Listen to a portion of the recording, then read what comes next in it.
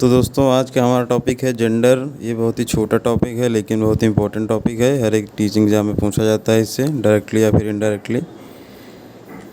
तो सबसे पहले देखिए यहाँ पे लिखा है gender is a social construct, यानी कि जेंडर जो है वह समाज द्वारा निर्मित किया गया है। यहाँ पे जैसे कि आप देख पा रहे हैं सेक्स जो है वो बायोलॉजिकल कंस्ट्रक्ट है, यानी कि लिंग जो है वो एक बायोलॉजिकल कंस्ट्रक्ट है, यानी कि उसमें हम लोग कुछ नहीं कर सकते। लेकिन जेंडर जो है वह समाज द्वारा निर्मित किया जाता है। तो चलिए देखते हैं यहाँ पे कुछ बेसिक्स ऑफ इनइक्वलिटीज़ हैं, यानी कि कुछ टर्म्स हैं जिनके आधार पे यहाँ पे इनइक्वलिटी का सामना करना पड़ता है। तो पहला है हम लोगों का differences in terms of sex, यानी कि सबसे पहले तो लिंग के आधार पर ही हम लोगों को भेदभाव का सामना करना पड़ता है, इनइक्वालिटी का सामना करना पड़ता है। दूसरा है differences in terms of age, यानी कि आयु में जो हम लोग का अंतर होता है उसके हिसाब से भी इनइक्वालिटी की जाती है। घर में आप लोग देखते होंगे जैसे कि छोटे बच्चे होते हैं तो उनको कोई वस्तु आती है तो अधिक प्रदान की जाती है, और जो बड़े बच्चे होते हैं उनको निगलेक्ट कर दिया जाता है। तीसरा हम लोग का differences in terms of caste, यानी कि जाति के आधार पर भी बहुत सारी इनइक्वालिटीज़ का सामना करना पड़ता है। और ये भारत में कोई नई बात नहीं है, बहुत वर्षों से चला आ रहा है। बहुत सुधार भी किए गए हैं लेकिन अब भी कहीं न कहीं इसे देखने को मिलता है। चौथा हम लोग का differences in terms of socio economic status, यानी कि हम लोग के आर्थिक स्थिति कैसी है उसके हिसाब से भी हम लोगों को भेदभाव का सामना करना पड़ता है, इनइक्वालिटी का सामना, असमानता का सामना करना पड़ता है। जैसे कि आप लोग देखते होंगे जो पैसे से मजबूत हैं, आर्थिक स्थिति जिनकी मजबूत है वह महंगी जगहों में जाते हैं, महंगी चीज़ें खाते हैं, उनके लिए हर सुविधा उपलब्ध कराई जाती है। और जो आर्थिक स्थिति जिनकी अच्छी नहीं है वो इतने अच्छा जीवन व्यतीत नहीं कर पाते हैं। तो यहाँ पे टर्म आता है जेंडर रोल्स। जेंडर रोल्स यानी बिकमिंग मैन और वुमेन, यानी कि a person's body language, the way person talks, works और even things is predetermined by socially made gendered rules, यानी कि जेंडर रूल्स हैं वही हम लोगों को एक आदमी या फिर औरत बनाते हैं। जैसा कि एक आदमी की बॉडी लैंग्वेज कैसी है, वह चलता कैसे है, बात कैसे करता है, काम कैसे करता है, या फिर वह सोचता भी कैसी है, यह जो है पहले से ही समाज निर्धारण कर देता है उसका अपने जेंडर रूल्स के माध्यम से। यानी कि कोई आदमी या औरत पैदा नहीं होता है लेकिन उसे जो समाज में नियम है, जो उनको रूल्स दिए जाते हैं, जैसे कि कहा जाता है कि लड़कियां घर में खाना ही बनाएंगी और आदमी मतलब बाहर काम ही करने जाएगा। तो ये रूल्स हैं जो समाज द्वारा दे दिए गए हैं, जो सभी को फॉलो करने होते हैं, सभी लोग फॉलो भी करते हैं। तो वही यहाँ पे बात की गई है, जेंडर रूल्स ही हैं जो एक मनुष्य को आदमी या फिर औरत बनाते हैं। अगर ये जेंडर रूल ना होते तो न्यूट्रल होता। अगला हम लोग का टर्म आता है यहाँ पे gender stereotype. Stereotypes refers to और preconceived notions about some persons of group, यानी कि लिंग रूढ़िवादिता की यहाँ पे बात की गई है। यानी कि जैसे हम लोग जैसे कि समाज बदल रहा है लेकिन हम लोग की जो सोच है अगर वह नहीं बदल रही है, वह रूढ़िबद्ध है, पुराने तरीक़ों से ही हम लोग बंधे हुए हैं, तो उसे ही हम लोगों को जेंडर स्टीरियोटाइपिंग कहा जाता है। जेंडर स्टीरियोटाइपिंग जैसे बहुत से गाँवों में लड़कों को पढ़ाया जाता है, लड़कियों को नहीं पढ़ाया जाता है, तो पुरानी प्रथा चली आ रही है, तो उसी को मतलब रूढ़िबद्धता कहा जाता है। उसी को इंग्लिश में जेंडर स्टीरियोटाइप्स कहते हैं। तो यहाँ पे 3 टर्म्स हैं, यहाँ पे देख लीजिए, तीनों में अंतर देख लीजिए, बहुत ही इम्पोर्टेंट है, इनमें आप कंफ्यूज हो सकते हैं।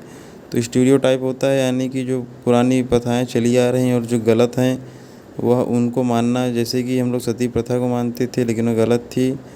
वैसे ही दूसरा हम लोग का आता है डिस्क्रिमिनेशन। डिस्क्रिमिनेशन यानी भेदभाव, यानी कि एक आदमी को कोई चीज़ ज़्यादा दी जा रही है, दूसरे को कम दी जा रही है, या फिर कुछ ऐसा ही, यानी कि सर्विसेज ज़्यादा मिल रही हैं या फिर कम मिल रही हैं, या फिर तो उसे डिस्क्रिमिनेशन कहते हैं, यानी कि भेदभाव। तीसरा हम लोग का आता है जेंडर बायसनेस। बायसनेस का होता है मतलब पक्षपात करना, यानी कि किसी एक मनुष्य की ओर या फिर व्यक्ति की ओर अधिक झुकाव रखना और उसी के हित में बात करना और दूसरे को नेगलेक्ट कर देना। तो ये तीनों, इनमें अंतर आप लोग समझ लीजिए। जेंडर स्टीरियोटाइप्स, तो ये जेंडर रूढ़िवादिता हम लोग को देखने को कहाँ मिलती है, तो वहाँ पे सबसे बात करते हैं। सबसे पहले तो हम लोगों को फैमिली में ही देखने को मिल जाती है, यानी कि परिवार में।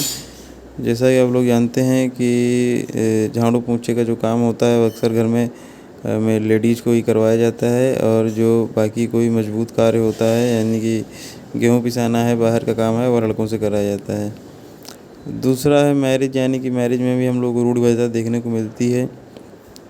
जैसा कि सदियों से चला आ रहा है कि विवाह के बाद लड़की ही अपने ससुराल में जाएगी, ना कि लड़का जाएगा, तो ये भी एक रूढ़िबद्धता ही है। तीसरा हम लोग का एजुकेशन है, करिकुलम है, यानी कि करिकुलम में जैसे कि कुछ गेम लड़कियां होम साइंस ले लेती हैं और लड़के फिजिक्स केमिस्ट्री मैथ ले लेते हैं, तो ये भी एक रूढ़िबद्धता ही है। चौथा हम लोग का मीडिया है। मीडिया में भी हम लोग को रूढ़िबद्धता देखने को मिलती है।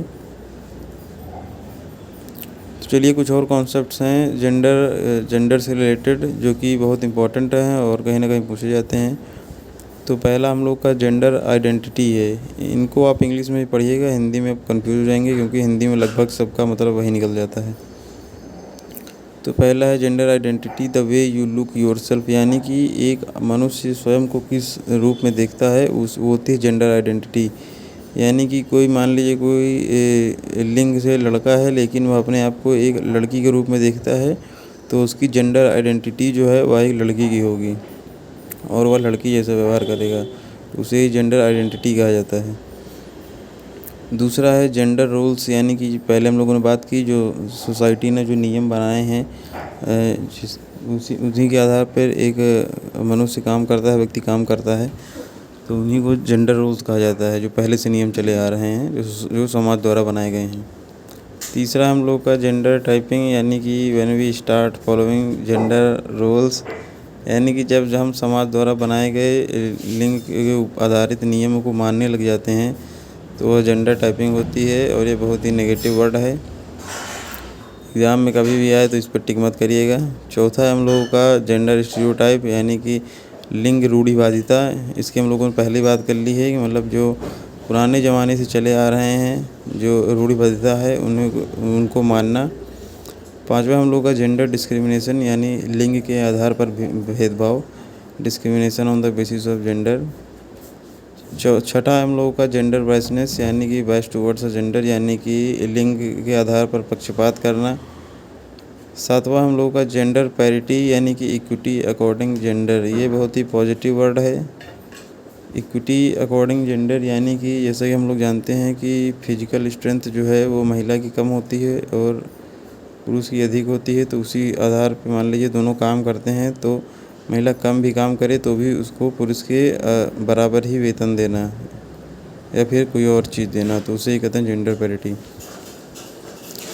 आठवां और हम लोग का सबसे इम्पोर्टेंट यहाँ पे है जेंडर न्यूट्रल लैंग्वेज, यानी कि ऐसी लैंग्वेज का प्रयोग करना जो कि जेंडर न्यूट्रल हो। जीरो यानी कि ना इधर निगेटिव नॉर पॉजिटिव, ना ही उसके पक्ष में हो ना ही उसके विपक्ष में हो। जैसे कि हम लोग यूज़ करते हैं कैमरा मैन, तो यहाँ पे मैन आता है, यानी कि पुरुष का यहाँ पे, तो वहाँ पे कैमरा पर्सन, तो यहाँ पे ये कैमरा पर्सन जो है वो न्यूट्रल है, और कैमरा मैन जो है वो थोड़ा बायसनेस दिखाता है। उसी प्रकार बैट्समैन की जगह बैट्स पर्सन का प्रयोग करना, चेयरमैन की जगह चेयर पर्सन का प्रयोग करना। तो आज की क्लास हम लोग यहीं पे समाप्त होती है। Thank you.